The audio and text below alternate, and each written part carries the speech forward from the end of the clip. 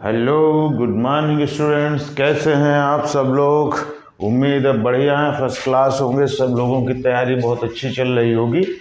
और आज एक नया टॉपिक लेकर के आए हैं जो कि इंग्लिश से रिलेटेड है, ट्रांसलेशन से संबंधित है।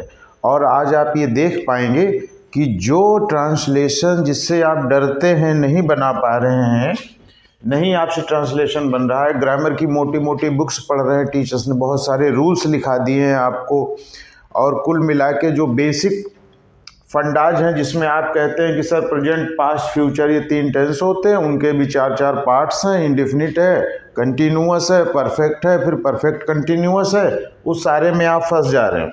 तमाम स्टूडेंट्स की ये शिकायत है। पहले तो ये समझ ही नहीं आता कि हिंदी में ये टेंस कौन सा है। कई बार लर्न करते हैं, भूल जाते हैं, क्योंकि इतना सारा लिखा हुआ है, सारे रूल्स रेगुलेशंस सही से नहीं ध्यान आ रहे हैं, तो वो छूट जा रहा है उनका। दूसरा, जिस स्टूडेंट को ये अगर समझ में आ भी रहा है कि हिंदी का सेंटेंस जो है ये पास्ट परफेक्ट कंटिन्यूअस है, मान लीजिए उन्हें ये समझ में आ भी रहा है, तो अब उन्हें ये रूल नहीं याद आ पा रहा है ठीक से कि उसको इंग्लिश में कैसे कन्वर्ट करें, कैसे ट्रांसलेट करें, हिंदी से इंग्लिश में ट्रांसलेट करें तो करें कैसे। कुछ रूल्स याद हैं, कुछ भूले जा रहे हैं, सारे के सारे याद नहीं रहते। तो आज का टॉपिक इसी विषय पर है। बहुत सारे रूल्स हम बताने नहीं जा रहे हैं, बिल्कुल बेसिक तरीका बताएंगे। सबसे पहले ये शुरू करेंगे कि भाई हिंदी में कोई सेंटेंस लिखा हुआ है तो आप कैसे पहचान पाएंगे कि इसका टेंस क्या है, पहली बात। दूसरी बात, जब हम पहचान जाएंगे तो उसे फिर हम ट्रांसलेट कैसे करेंगे। तो उसके लिए बहुत सारे रूल्स को आज से आप भूल जाइए। बहुत सारे रूल्स हमें याद नहीं करना, मुश्किल से 2-3 रूल्स हैं, उसके साथ ही आपके सारे ट्रांसलेशन आज बन जाने वाले हैं। चिंता का कोई विषय नहीं है, बस वीडियो ऑन कर लिया है आपने। अब जो है कि कॉपी लीजिए, पेन लीजिए, नोटबुक पे अपने नोट करते रहिए, और कोशिश ये कीजिए कि वीडियो को 2-3 बार आप देख डालिए। एक बार में ही 100% से समझ में आ जाएगा आपको, और अगर नहीं आता तो 2-3 बार देख लीजिए, आपको बिल्कुल याद हो जाएगा और आप ट्रांसलेशन बना पाएंगे। तो चलिए शुरू करते हैं। सबसे पहले हिंदी सेंटेंस से कैसे हम पहचान लेंगे, तो देखिएगा, बहुत ध्यान से देखिएगा, बहुत ही आसान तरीके से आप समझिएगा। जब भी कहीं हिंदी में आपको हा लिखा मिल जाए हिंदी के सेंटेंस में, तो उसको आप मान लीजिएगा कि वो प्रेजेंट का है, प्रेजेंट उसे मान लीजिए। और कहीं पर था आ जाए तो उसे आप पास्ट मान लीजिएगा। अब कहीं अगर गा आ जाए तो उसे फ्यूचर मान लीजिएगा। ये 3 अक्षर हैं, आते रहेंगे, सेंटेंसेस में आते रहेंगे। इन्हीं के आधार पे आप इतना पहचान लेंगे। अभी हम लोग एक्सरसाइज करेंगे, प्रैक्टिस करेंगे, बिल्कुल पिन पॉइंट बात, एकदम स्लिप नहीं होने वाली, बहुत अच्छे से आपको समझ में आने वाली है। देखते रहिए, बस ध्यान से पूरा वीडियो देखिएगा ध्यान से। इसके बाद में अगर ता आ जाए कहीं तो आप समझिएगा ये इनडेफिनिट है, ता को समझिएगा ये इनडेफिनिट है। और कहीं पे रह शब्द आ जाए तो इसे आप कंटिन्यूअस समझिएगा, ये कंटिन्यूअस हो जाएगा। और कहीं अगर चुक शब्द आ जाए तो उसे आप परफेक्ट समझिएगा। और आखिर में बात यह है कि रह शब्द तो आए लेकिन साथ में समय दिया हुआ हो तो उसे आप परफेक्ट कंटिन्यूअस कहेंगे। सिर्फ इतनी बातें, 1 2 3 4 5 6 7, इनमें क्या ही है, इसमें कुछ समझने में या इसे लर्न करने में कुछ दिक्कत है? कोई नहीं। जैसे हमने कहा हा आ जाए, हा का मतलब हैं आ जाए, हूँ आ जाए, था का मतलब थाती थे, गा का मतलब गागी गे, ता का मतलब ताती थे, रहा रही रहे, चुका चुकी चुके, रहा रही रहे के साथ समय, यही तो है। इन शब्दों पे नज़र बनाए रखिएगा, ये जैसे ही आते हैं वैसे ही। सिर्फ इतनी बात ध्यान में बने रहने पर आप हिंदी का कोई सेंटेंस लिखा हो उसे तुरंत बता देंगे कि वो किस टेंस का है। और मैंने आपको बताया, एक बार अगर आप पहचान गए ये किस टेंस का है तो अगली बार में ट्रांसलेशन ही तो करना रह गया, कन्वर्जन ही तो रह गया हिंदी टू इंग्लिश। उसके लिए बहुत कम शब्दों में बहुत छोटे से वीडियो में। आप देखिएगा कि मुश्किल से आधा घंटा नहीं लगेगा इस काम में, जिसके लिए आपने कई महीने और कई बार प्रयास किया। हो सकता है 2-3 साल लगते हो इसे सीखने में, और उसके बाद भी कन्फ्यूजन रहता है। बात ये नहीं है कि हम सीख नहीं पा रहे, हम सीख भी जा रहे हैं तो बाद में कन्फ्यूजन बना रहता है, क्योंकि जिस काम को करने के लिए बहुत सारे रूल्स अगर होंगे तो जाहिर सी बात है कोई ना कोई रूल मिस होगा जरूर। तो हम ऐसा नहीं करने वाले, बहुत सारे रूल्स नहीं लिखने वाले हम। इतनी बात को आप देख लीजिए। फिर हम लोग कोई सा भी वाक्य लिखते हैं और उसे समझते हैं कि वो किस टेंस का है। सपोज कि मैंने लिखा सेंटेंस, मैं घर वापस जा रहा हूँ। ध्यान दीजिएगा, इसको हम कैसे पहचानेंगे। हम ये मान के चल रहे हैं कि आपको बिल्कुल याद नहीं है, बिल्कुल बेसिक से हम चल रहे हैं, तो देखिएगा आप कैसे पहचानेंगे। यहाँ से शुरू कीजिए। यहाँ हा आया है, हा में बताइए क्या होता है, प्रेजेंट ही तो होता है। आप लिख लीजिए प्रेजेंट। और बताइए रह शब्द आया है इसमें, हा आया रह आया, रह क्या होता है, कंटिन्यूअस। लीजिए, तो ये जो वाक्य है ये प्रेजेंट कंटिन्यूअस का है। कहीं कोई दिक्कत नहीं है, हमें कोई रूल याद करने की ज़रूरत नहीं है, बस इतना समझते रहिए। इसी में आ जाइए, इसी में थोड़ा सा बदल लेते हैं। देखिए, मैं घर वापस जा रहा था। अब बताइए, था जो है ये शब्द किस में आता है, पास्ट में आता है। ठीक है, लिख दीजिए पास्ट। अब बताइए रह का क्या मतलब है, कंटिन्यूअस ही तो है, तो ये पास्ट कंटिन्यूअस हो गया। इसमें और भी हम लोग बदलाव कर लेते हैं। देखिए, और भी बदलाव कर लेते हैं इसमें। कोई भी आप सेंटेंस हिंदी में लिखेंगे उसे फौरन बता देंगे इंग्लिश में कि ये कौन सा टेंस है। आप कल खाना खा चुके थे। देखिएगा, आप कल खाना खा चुके थे। बताइए था आया है, था आते ही क्या लिख लेंगे आप, पास्ट लिख लेंगे। और चुक शब्द आया है तो चुक में क्या ही लिखते हैं, देख लीजिए, चुक में परफेक्ट ही तो लिखते हैं। लीजिए, बताइए, पास्ट परफेक्ट हो गया।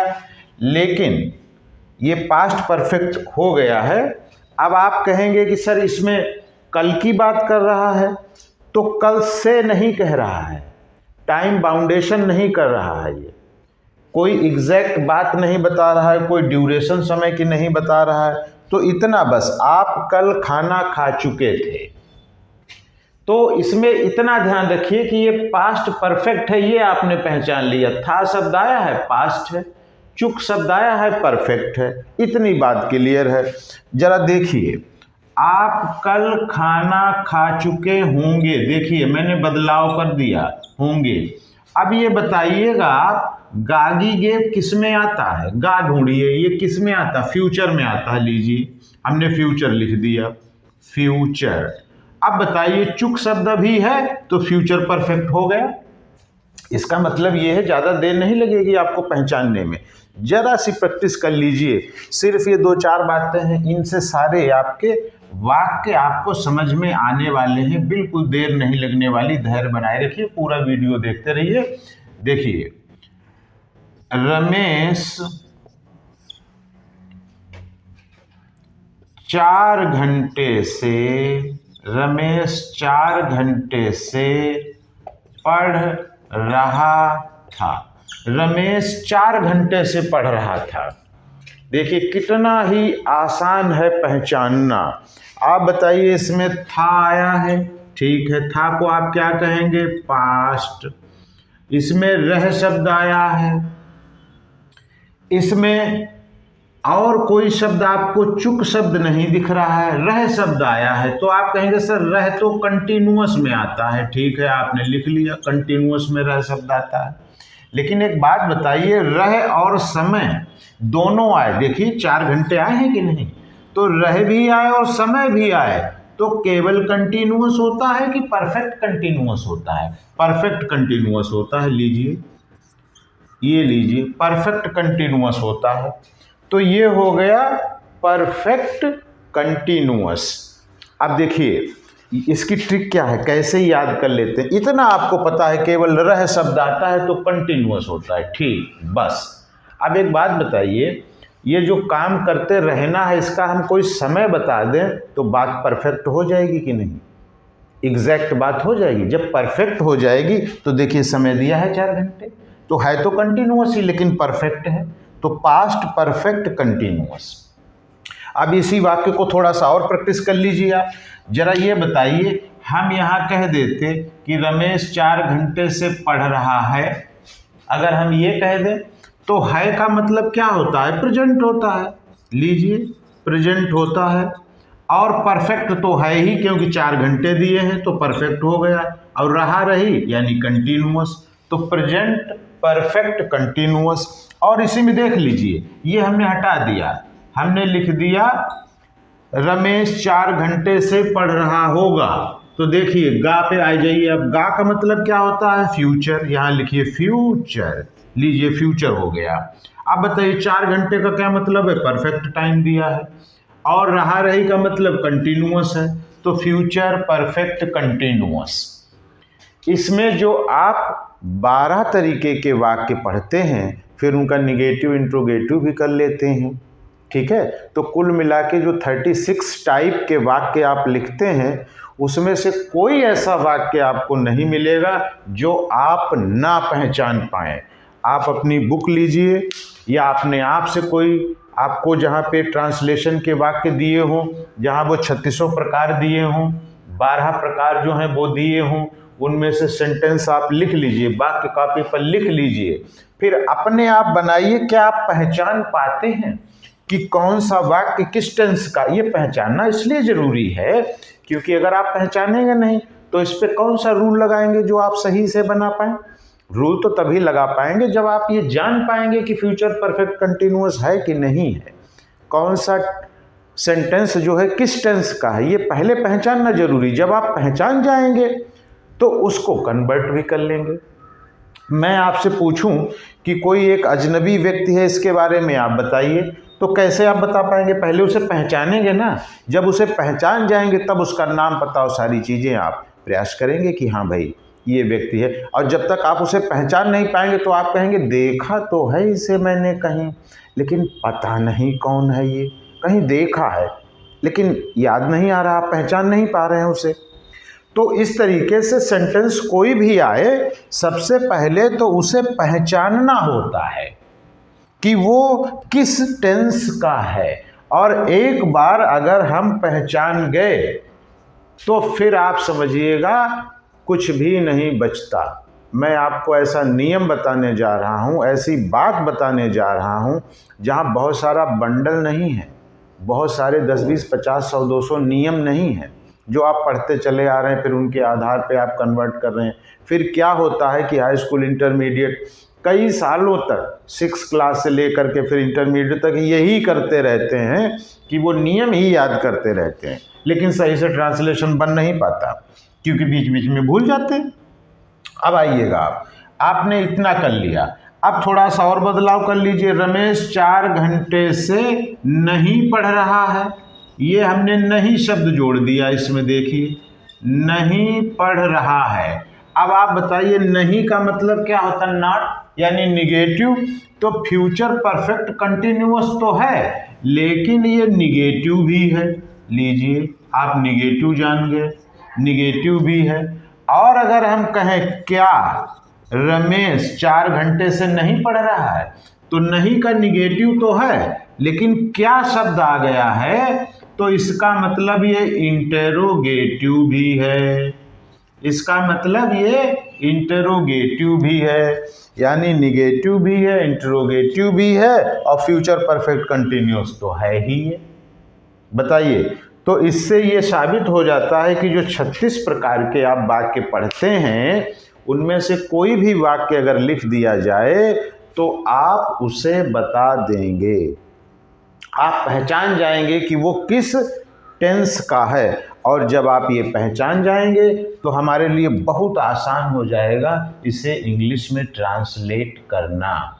तो आज के वीडियो में आप ये जान पाए कि हिंदी का कोई भी वाक्य लिखा हो, 2-3 बातें बस देख लीजिएगा, उसके सहारे आप बता देंगे कि वो किस टेंस का है, और अगले ही वीडियो में आप ये बता पाएंगे कि ये इंग्लिश इसकी हम कैसे बना दें, बहुत ही आसान तरीके से। लेकिन इसके साथ ध्यान रखिएगा, वीडियो अगर आपको पसंद आए तो लाइक कीजिएगा, सब्सक्राइब कीजिएगा, कोई कमेंट दीजिएगा, और अगर ना पसंद आए तो बताइएगा कि आपको नहीं पसंद आया है। और अपने दोस्तों में जो स्टूडेंट्स तैयारी कर रहे हैं, जिनके पास समय कम है, पढ़ना ज़्यादा है, जल्दी से तैयारी करनी है, उन सभी को इस वीडियो को शेयर कर दीजिएगा। बहुत बहुत धन्यवाद।